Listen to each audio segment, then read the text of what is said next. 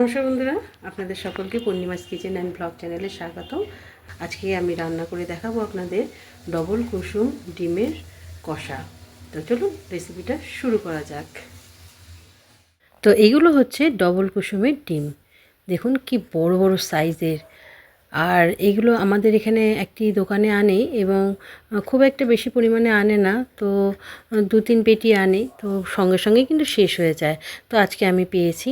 তো এই দেখুন আমি কেটে দেখিয়েছি একটা সিদ্ধ ডিমের 2টি কুসুম। এই দেখুন এপাশে একটা রয়েছে আর এই নিচের দিকে একটা ছিল, তো ডিমটা ভেঙে গেছে সিদ্ধ করার সময়, এর জন্য কুসুমটা বেরিয়ে আসছে। তো যাই হোক, ডবল কুসুমেরই কিন্তু ডিম। এই দেখুন এপাশে একটা ডিম কুসুম ছিল আর ওপাশে একটা কুসুম ছিল। সেটা কাটা ডিমের 4টি খোপ দেখে নিশ্চয়ই বুঝতে পারছেন।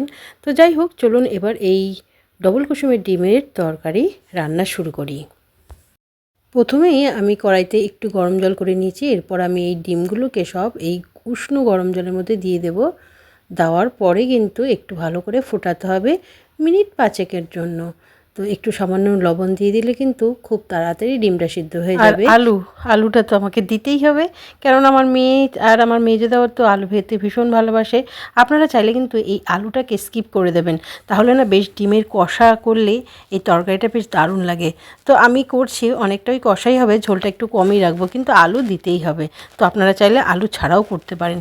তো দেখুন ডিমগুলো কিন্তু ভালো করে সেদ্ধ হয়ে গেছে। এবার আমি ছাড়িয়ে নেব। দেখুন ভালো সেদ্ধ হয়েছে বলে সুন্দর করে ডিমের যে খোলাটা ওটা বেরিয়ে যাচ্ছে। তো আমি এক হাতে ক্যামেরা নিয়ে করছি বলে আমার একটু অসুবিধা হচ্ছে। আমি 2 হাতে ডিমগুলো ছাড়িয়ে নিয়ে তারপর আপনাদেরকে দেখাচ্ছি। তো এই দেখুন ডিমগুলো আমি ছাড়িয়ে নিয়েছি এবং আমার যে ছুরি রয়েছে সেই ছুরি দিয়ে একটু করে ফুটো করে দেবো, তাহলে না নুন হলুদ যে মাখাবো সেই মশলাটা এর ভেতরে ঢুকবে, তাহলে ডিমের ভেতরকার যে স্বাদটা ওটা আরও বেড়ে যাবে। যে সামান্য লবণ দেব আর দেব সামান্য হলুদ। হলুদ আর লবণ দিয়ে কিন্তু ভাজবেন ডিমকে, কেননা অনেক সময় কিন্তু ডিম ফেটে যায়, তাতে ক্ষতি হতে পারে আপনার। একটা কথা, ভিডিওটা দেখার পর যদি ভালো লেগে থাকে তাহলে কিন্তু প্লিজ একটা লাইক করবেন, কমেন্ট করবেন আর বন্ধুদের সাথে শেয়ার করে দেবেন। আর যারা প্রথমবার আমার চ্যানেলে আসছেন তারা কিন্তু প্লিজ প্লিজ প্লিজ আমার চ্যানেলটাকে সাবস্ক্রাইব করে নেবেন। আর সাবস্ক্রাইব বাটনের নিচে যে বেল আইকনটা আছে ওটাকেও প্রেস করে দেবেন, কারণ ওটা প্রেস করে দিলে সামনে যে ভিডিওগুলো আসবো সেগুলো সবার আগে আপনি দেখতে পারবেন। তাহলে চলুন রান্নাটা শুরু করে দিই। কড়াই গরম হয়ে গেছে, এবার দেখা যাক তারপরে আমি কী করছি। তো কড়াই আমি গরম করে নিয়েছি। এবার আমি এর মধ্যে দিয়ে দিলাম সাদা তেল। আপনারা চাইলে কিন্তু সর্ষের তেল দিয়েও রান্না করতে পারেন। তারপরে সামান্য একটু হলুদ দিয়ে দিলাম, তাহলে না ডিম ভাজার সময় তেলগুলো চারিদিকে ছিটকাবে না। তো এটা যদি মাছ ভাজার সময় হয় সেই সময়ও কিন্তু আপনারা এইভাবে একটু সামান্য হলুদ তেলে ছিটিয়ে দেবেন, তাহলে দেখবেন তেল আর চারিদিকে ছিটকে যাবে না।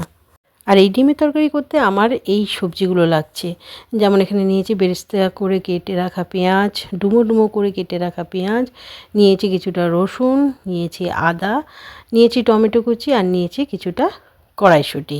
তো এগুলোই আমার এই ডিমের কড়ার তরকারিতে সবজি হিসেবে লাগবে।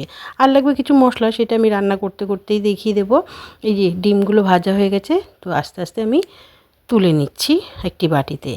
ডিম ভাজার পর বেশ খানিকটা তেল রয়েছে বলে আমি আর তেল অ্যাড করলাম না। যদি আপনাদের মনে হয় তাহলে একটু সর্ষের তেল এই সময় দিয়ে তেলটা গরম করে নিতে পারেন। এবং তারপরে আমি ফোড়নে দিচ্ছি জিরে ফোড়ন, শুকনো লঙ্কা, তেজপাতা আর গোটা গরম মশলা। তো এইভাবে এই মশলাগুলোকে ভালো করে কিন্তু একটু ভাজা ভাজা করে নেব। যখন দেখবেন জিরে ভাজার বেশ ভালো গন্ধ বেরিয়েছে এবং মশলা যেটা দিয়েছেন সেটা ভাজতে ভাজতে কালারটা একটু চেঞ্জ হয়ে গেছে, সেই সময় আমি দিয়ে দেবো বেরেস্তার মতন কেটে রাখা পেঁয়াজ কুচি। তারপর একটা মশলা তৈরি করতে হবে, যেগুলো বাকি মশলা ছিল সেগুলো দিয়ে। তো এই যে দিয়ে দিলাম বেরেস্তা করে কেটে রাখা পেঁয়াজ কুচি। এবার আমি মিক্সার বাটিতে দিয়ে দেব যে ডুমো ডুমো করে কেটে রাখা পেঁয়াজগুলো ছিল সেগুলো। এরপর এর মধ্যে দিয়ে দেব আদা কুচিগুলো। এরপর দিয়ে দেবো এর মধ্যে যে রসুনগুলো আমি নিয়েছিলাম সেইগুলো। এরপর শুকনো লঙ্কা দিয়ে আমি মশলাটাকে তৈরি করে নেব। এদিকে কড়াইতে যে বেরেস্তা পেঁয়াজগুলো ছিল সেগুলোর কালার চেঞ্জ হয়ে গেছে। এই সময় আমি দিয়ে দেব বেটে রাখা মশলাগুলো। সবটাই মশলা আমি দিয়ে দিয়েছি এবং মিক্সির বাটিটা আমি একটু ধুয়ে জল রেখে দেবো, এখন ওটা দেব না। এরপর ভালো করে নাড়াচাড়া করতে হবে পেঁয়াজ আদা রসুনের যে পেস্টটা দিয়েছিলাম তারপর। এরপর এর মধ্যে আমি দিয়ে দেবো 1 চামচ হলুদ গুঁড়ো, 1 চামচ লঙ্কা গুঁড়ো, 1 চামচ ধনে গুঁড়ো, 1 চামচ জিরে গুঁড়ো আর দিয়ে দেবো স্বাদ মতো লবণ।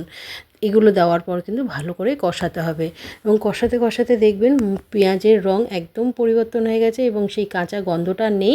ঠিক সেই সময় কিন্তু এর মধ্যে দিয়ে দিতে হবে যে টমেটো কুচিটা রেখেছিলাম আর ছিল কড়াইশুঁটি, সেই দুটো।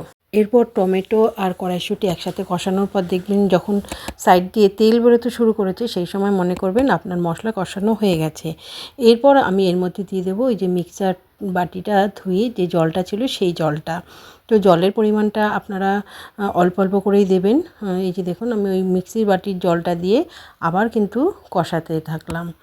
এরপরে দিয়ে দিলাম যে সেদ্ধ করে রাখা আলুগুলো। আপনারা যদি আলু দিতে না চান তো এই সময়টাই কিন্তু আপনারা ঝোলের জন্য যতটুকু প্রয়োজন জল দেবেন।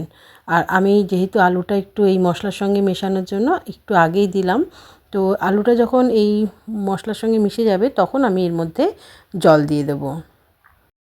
এরপর একটা সেদ্ধ আলুর টুকরো আমি রেখে দিয়েছিলাম, সেটাকে স্ম্যাশ করে দিয়ে দিলাম। তাহলে না ঝোলটা বেশ ঘন ঘন হবে আর খেতেও বেশ সুস্বাদু হয়। তো এবার দেখুন এইভাবে আমি মিশিয়ে নিলাম, কেননা তরকারি কিন্তু নিচের দিকে লেগে যাচ্ছে মশলাটা, ওর জন্য নাড়াতে তো হবেই। এরপর আমি দিয়ে দিলাম সামান্য চিনি। তো চিনিটা আপনারা স্কিপও করতে পারেন। একটু নুন চিনির ব্যালেন্সটা ঠিক থাকলে না তরকারির স্বাদটাও খুব ভালো হয়। এরপর আমি দিয়ে দেবো সামান্য জল। যেহেতু এটা বেশ মাখা মাখা তরকারিটা হবে, এর জন্য জল কিন্তু আমি বেশি দেব না।